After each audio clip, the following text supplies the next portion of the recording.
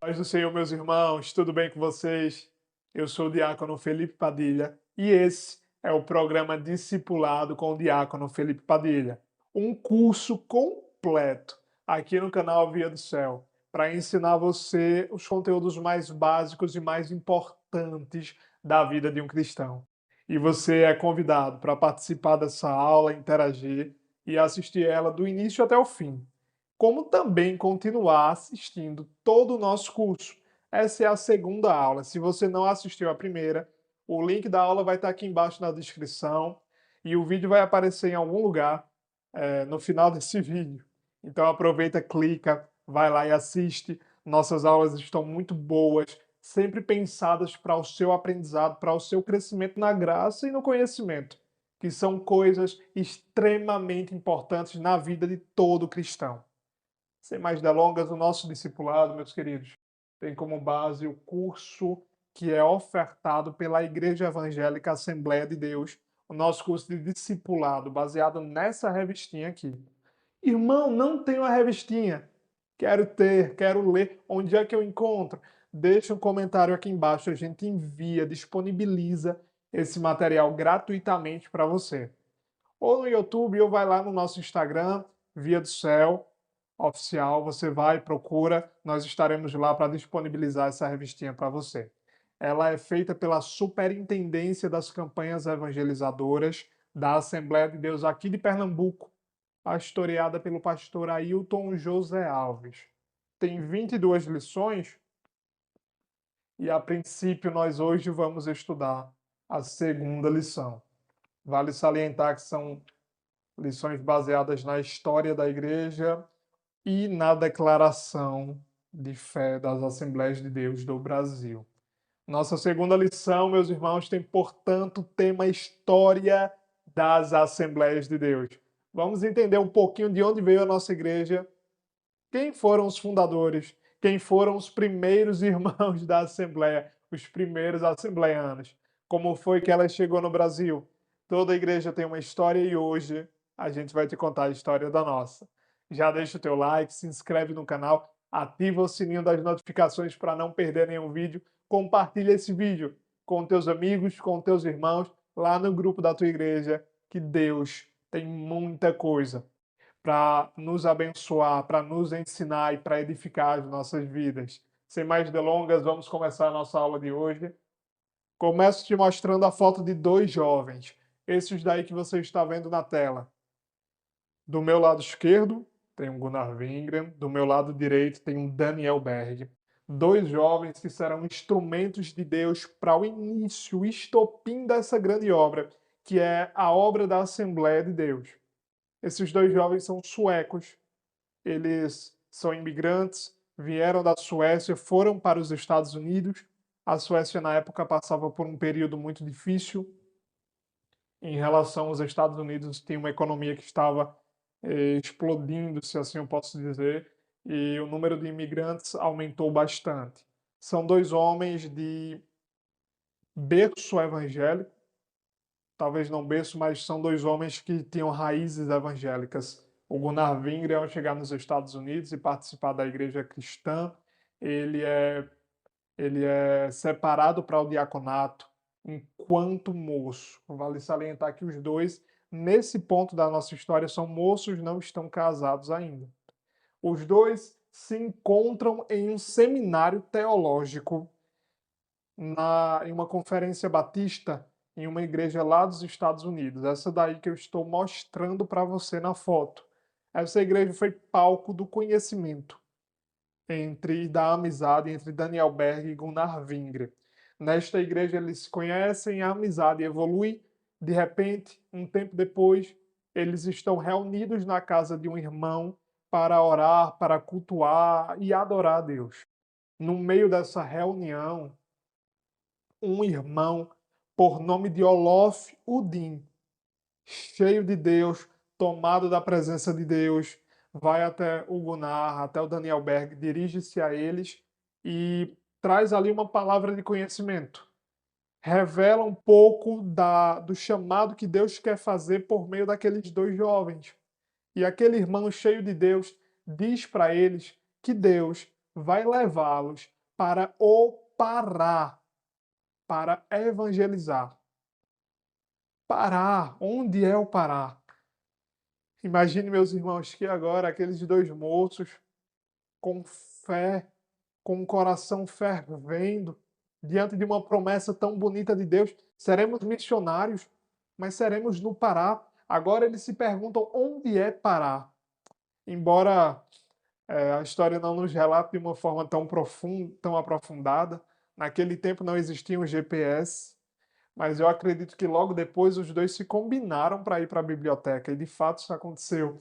Eles pegaram um mapa, e diante desse mapa eles saíram procurando onde ficava o Pará, Pará, Pará, até que encontraram no Brasil um estado chamado Pará. E nesse estado, claro, capital, Belém. E eles decidiram então, naquele momento, juntar dinheiro, sair dos seus empregos e partir para o Brasil. Detalhe que eles falavam o idioma sueco e falavam o idioma dos Estados Unidos, o inglês, mas não falavam português.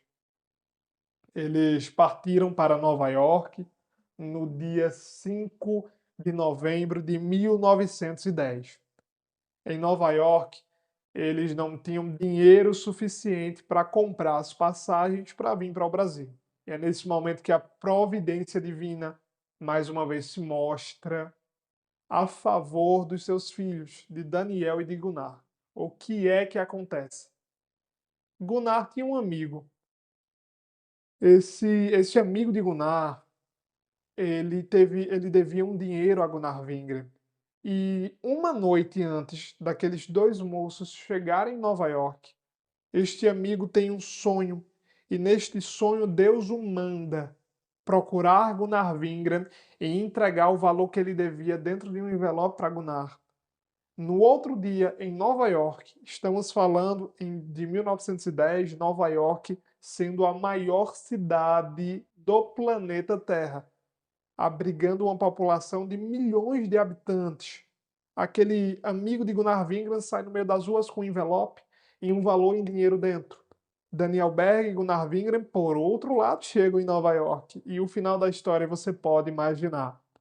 Os três se cruzam, Daniel e Gunnar de um lado, seu amigo do outro. O amigo de Gunnar pega aquele envelope, entrega na mão dele e diz: Deus mandou te entregar. O Gunnar Wingren pega o envelope quando abre e tem uma quantia de dinheiro. E essa quantia de dinheiro é exatamente o valor das passagens para vir dos Estados Unidos para o Brasil. Lembre que naquela época não existia avião ainda, então nós estamos falando de transporte marítimo de barco. No dia 5 de novembro de 1910, portanto, os nossos dois irmãos, partem a bordo do navio Clement. Nessa imagem que eu estou te mostrando. Esse é o navio que, portanto, vieram os missionários para o Brasil. Aqui eu estou te mostrando uma outra foto dos dois missionários, ainda jovens. Agora vamos avançar um pouco. A viagem demorou 15 dias. O que aconteceu nessa viagem é de fato importante, sabe? Durante a viagem, o Daniel Berg e o Gunnar Wingren treinavam português. Haviam muitos brasileiros regressando para casa, detalhe, Estados Unidos era o ponto de saída e o Brasil era o destino. Então vinham muitos brasileiros. O Daniel e o Gunnar conversando com eles para tentar aprender o idioma. Tiveram muitas dificuldades. Muitas vezes não entendiam nada. E isso desanimava. E quando eles voltavam para os seus quartos dentro do navio, com desânimo, oravam e Deus, mais uma vez, fervia o coração deles pelo amor, à obra, ao chamado, à missão que eles tinham aqui no Brasil. E isso era mais do que suficiente para dar a eles convicção do chamado. E eles continuavam tentando. Ora se frustravam, ora desanimavam, mas Deus dava uma injeção de ânimo na vida de cada um deles. Até que 15 dias depois dessas experiências dentro do navio, eles chegam em terras brasileiras.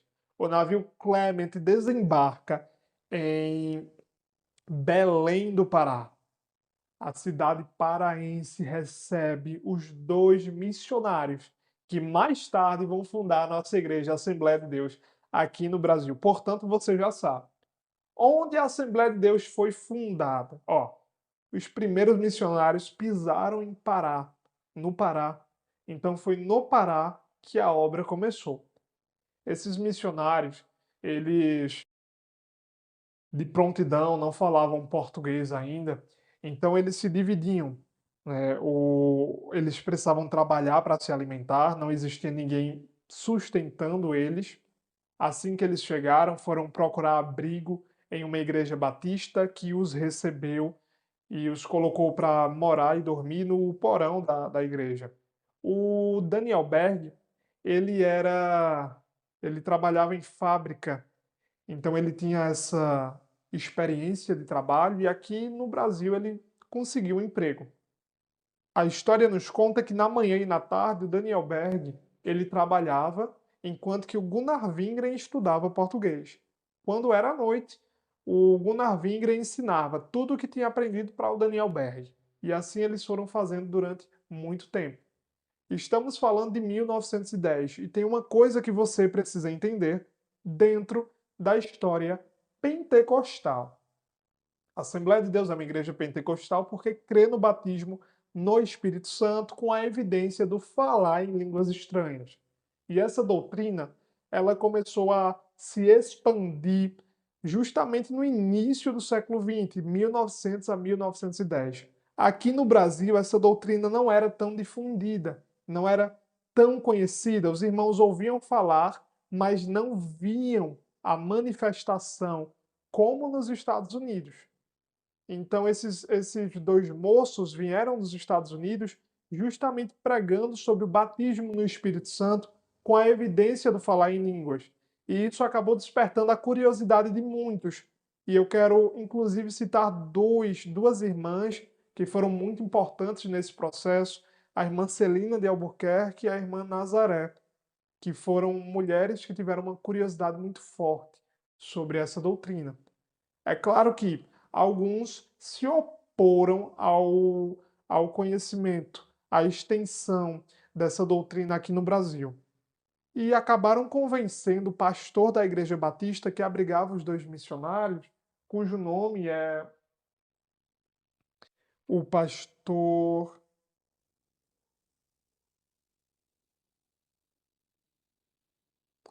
Raimundo Nobre. Esse pastor acabou expulsando os 2 missionários da sua igreja porque foi levado pelo clima de tensão que estava sendo criado entre alguns membros. Parte cria na doutrina, parte não queria difundi-la dentro da igreja. Portanto, Daniel e Gunnar Wingren são expulsos e agora eles precisam de um lugar para se reunir, para continuar os cultos de oração, de evangelização, de missão, porque foi para isso que eles vieram. Então a irmã Celina de Albuquerque, os primeiros irmãos, abrem as suas portas e os recebem ali dentro. Naquele ambiente de culto doméstico, Jesus muitas vezes acabava batizando os crentes. E abre-se aqui nota para a primeira mulher batizada no Espírito Santo que se tem registro após a chegada dos missionários, que é a irmã Celina de Albuquerque, que foi batizada no Espírito Santo no dia no dia 8 de junho de 1911, portanto, 7 meses depois da chegada. E a irmã Nazaré, que eu citei antes, batizada no Espírito Santo um dia depois. Portanto, meus irmãos, glória a Deus por isso. A obra de Deus estava se manifestando cada vez mais. Deus estava vindo, Deus estava usando aqueles missionários para expandir a doutrina do batismo no Espírito Santo, a doutrina do falar em línguas estranhas, que é tão importante para fundamentar a, para fundamentar a teologia pentecostal da Assembleia de Deus, porque esse é o principal tópico do pentecostalismo, esse batismo no Espírito Santo com a atualidade dos dons espirituais. Um tempo depois, meus queridos, nós vamos agora avançar e eu vou lhe mostrar a imagem da irmã Celina de Albuquerque. Não encontramos uma imagem dela enquanto jovem, mas conforme você pode ver, essa senhorinha aí de branco que está sentada na frente de um irmão é a Celina de Albuquerque, a primeira crente batizada no Espírito Santo aqui no Brasil, que se tem registro. Esses irmãos, eles resolveram fundar uma igreja, né? Organizar uma igreja. O objetivo, quando chegou no Brasil, nunca foi fundar, apenas pregar o evangelho e pregar a novidade de fé da doutrina do Espírito Santo. Entretanto, aqui decidiram organizar uma igreja porque estavam sem. E nessa organização de igreja deu-se o nome de Igreja da Fé Apostólica, copiando o mesmo nome que a Igreja Pentecostal tinha nos Estados Unidos, Apostolic Faith, Fé Apostólica, Igreja da Fé Apostólica. Portanto, no dia 18 de junho de 1911, foi que essa igreja foi originalmente organizada e chamada assim, Missão da Fé Apostólica. Um tempo depois, em 11 de janeiro de 1918, a igreja passou por uma mudança no seu registro e ela foi nomeada de Assembleia de Deus pela primeira vez. Nome este que surgiu aqui no Brasil e que depois foi inspiração para todas as outras igrejas pentecostais no mundo, inclusive a Igreja Missão da Fé Apostólica lá nos Estados Unidos. Algumas informações importantes para citar para os irmãos sobre essa história é que os nossos missionários, eles foram usados por Deus e expandiram o movimento pentecostal de uma forma tal que em 1926 nós conseguimos organizar a nossa primeira Convenção Nacional das Assembleias de Deus. Em 1930, o Gunnar Wingren lançou o Jornal da Assembleia de Deus no Brasil, nomeado de Mensageiro da Paz. E para você ter noção de quão grande foi essa obra, em 1990, essa obra chegou a mais de 14 milhões de membros em todo o Brasil.